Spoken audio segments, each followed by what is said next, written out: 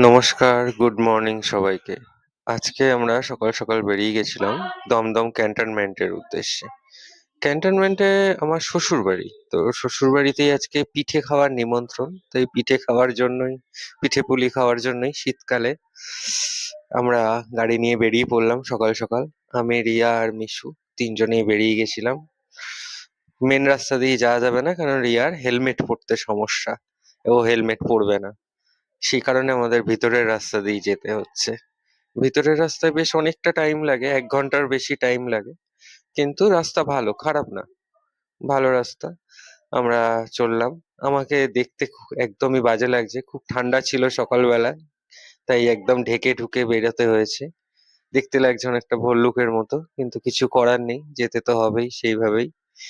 তো আমরা অনেকটা যাওয়ার পর মিশুর তখন হঠাৎ করে ঘুম পেতে শুরু করলো। তাই মাঝখানে কিছুটা টাইম দাঁড়াতে হয়েছে। দাঁড়ানোর পর ও একটু বকাঝকাও খেয়েছে। বকাঝকা খেয়ে শুধু না, বকাঝকা খেয়ে তার হচ্ছে মুখ থেকে মানে কান্না শুরু হয়ে গেছিল।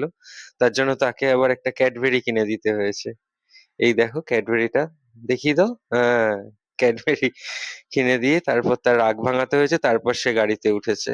তারপর আমরা আবার রওনা দিলাম। এখানে রাস্তাটা একটু বেলঘড়িয়া এক্সপ্রেসওয়ের পাশের রাস্তা। রাস্তাটা খুব একটা পরিষ্কার না, কিন্তু অনেক পাখি ছিল, সেই কারণে এটা একটু তুলে ধরা। তো আমরা মোটামুটি 1 ঘন্টা জার্নি করে আলটিমেটলি পৌঁছালাম কাছাকাছি প্রায়। তারপর ওর দাদু দিদিমার সাথেও একটু গেছিল পাখির মেলাতে। তো সেখানে আমি যাইনি বলে সেখানে কোনো ফুটেজ আমার কাছে নেই।